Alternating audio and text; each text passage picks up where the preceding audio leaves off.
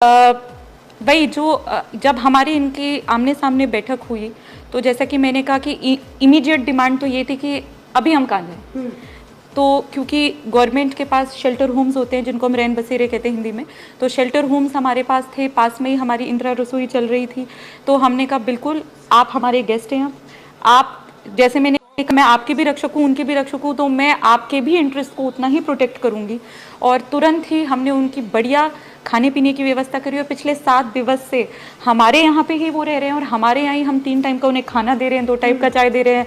वो कभी कभार बोलते हैं मैम ये सब्जी अच्छी नहीं लग रही, पनीर की सब्जी बनवाएं, तो हम वो भी दे रहे हैं। तो मतलब we are treating them as our guests and rightly so. हम उनके लिए भी उतने ही जिम्मेदार हैं।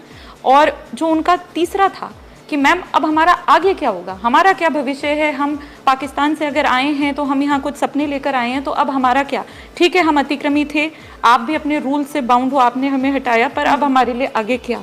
तो ये हमारे लिए चुनौती थी, पर हमने इसको हेड ऑन लिया। मीडिया में ये इशू हाईलाइट भी हुआ, तो इसका ये तो एक इससे लाभ निकल के आया कि हमने भी इसको बहुत टाइम बाउंड फैशन में इस बात को लिया और इसको एक मिशन की तरह एक्सेप्ट किया। और हमने उनको कमिटमेंट दिया कि 7 दिवस में आपको हमने वहां से हटाया क्योंकि वो लैंड आपके लिए सूटेबल नहीं था, पर अब हम आपको सूटेबल लैंड देंगे। और उसके बाद आपने ऐतिहासिक फैसला कर दिया। बिल्कुल। तो जहां 7 दिवस हमने कहा अब आप बैठो, खाना पीना करो, रेस्ट करो, now we will take over.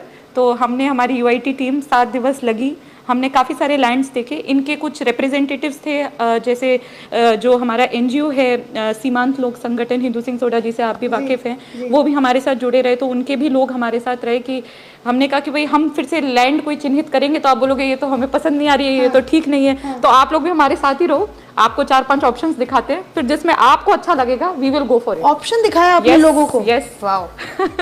हमने कहा कि हम अपनी तरफ से तो 4-5 प्रपोज करेंगे, अब जिसमें आप भी खुश, क्योंकि हम भी चाहते हैं कि आप अब यहाँ कुछ सपने लेके आए हो भारत में, तो आपके वो सपने साकार हों, आपको एक अच्छा वेलकम फील हो। ये नहीं कि अब आप मतलब बेसहारा हो तो ठीक है, एक पिटी वाली फीलिंग नहीं, आपको हम वेलकम फील कराएं।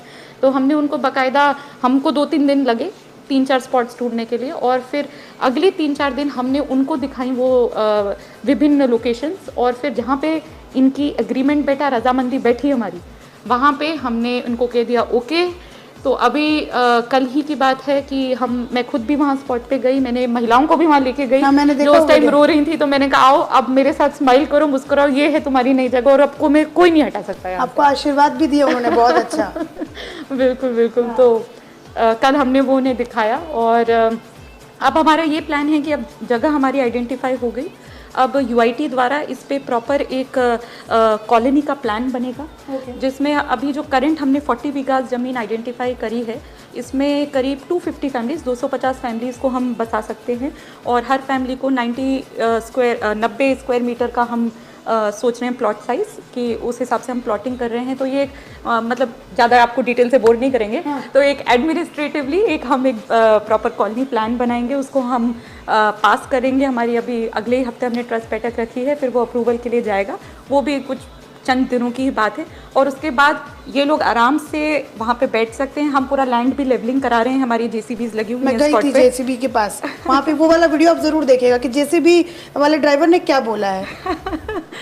तो वहाँ पे हम उसको पूरा लैंड को समतल कर रहे हैं कि वो प्रॉपर बसने के लिए रेडी हो जाए, और फिर लोग आराम से वहाँ पे आके अपना अपना चूज़ करके, इनका अपना एक रिप्रेजेंटेटिव बॉडी भी इन्होंने बना लिया, जो कि अच्छा है, अपने राइट्स के लिए भी ये लड़ेगा अब आगे। तो ये अपने हिसाब से सारे परिवारों को बिठा देंगे। और कितने दिनों में हो जाएगा ये? मुझे लगता है अब ये तो थोड़ी सी लंबी प्रक्रिया है, तो इसमें तो 1-2 महीना लगेगा। 1-2 महीना में लग जाएगा। हाँ। और ये होने के बाद ये कॉलोनीज पूरी रेडी कब तक हो जाएंगी? मतलब अब इसमें ऐसा है कि जिन लोगों को नागरिकता मिल गई है, तो वो तो हमारी वेरियस स्कीम्स है, क्योंकि अब तो वो गवर्नमेंट बोल रहे हैं, सॉरी, इंडियन सिटीजन्स बन चुके हैं। तो जैसे प्रधानमंत्री आवास योजना है, तो इसमें आराम से वो आवेदन करके पीएमएवाई से पैसा लेके इनको आराम से असिस्टेंस मिल जाएगा। जैसे हम किसी और भी उतने ही जो गरीब लोग हैं हमारे, वो भी यहाँ पे पीएमएवाई के घर बनवाते हैं अपने पीएमएवाई स्कीम का लाभ उठा के, तो सिमिलरली ये भी कर सकते हैं। बाकी ऑफकोर्स जो हमारे अभी सिटीजन्स नहीं बने हैं, वो सिटीजनशिप के वेटिंग में हैं, एंटिसिपेट कर रहे हैं, तो उनके लिए बहुत सारी संस्था में बहुत I am very happy to share, बहुत खुशी हो रही है कहते हुए कि बहुत सारी संस्था आगे भी आई हैं कि वो फाइनेंशियल हेल्प करेंगी। क्योंकि गवर्नमेंट रूल्स में तो अभी एज सच कोई अलग से फंड तो है नहीं कि उनके लिए हम कुछ अलग से कोई बजट प्रोविजन कर पाए। जैसे इसमें तो PMAY है जिनको सिटीजनशिप मिल गई, बट जिनको नहीं मिली है तो उनके लिए हम जन सहयोग से भामाशाह से हेल्प करेंगे कि वो भी अपना बना ले। और ऑफ कोर्स जिस दिन सिटीजनशिप मिली तो वो भी हमारे यहाँ आवेदन कर ले। उस तरीके से और जैसे आपका मकान बन गया या आपका वहाँ पे कुछ भी पोजीशन हो गया तो आप UIT के वहाँ पे पट्टे के लिए आवेदन भी कर सकते हैं। तो you have a clear land title deed, and I think वो सबसे बड़ा एम्पावरिंग चीज़ होती है कि हाँ मैं अब यहीं का हूँ और ये मेरा है लैंड, ये मेरा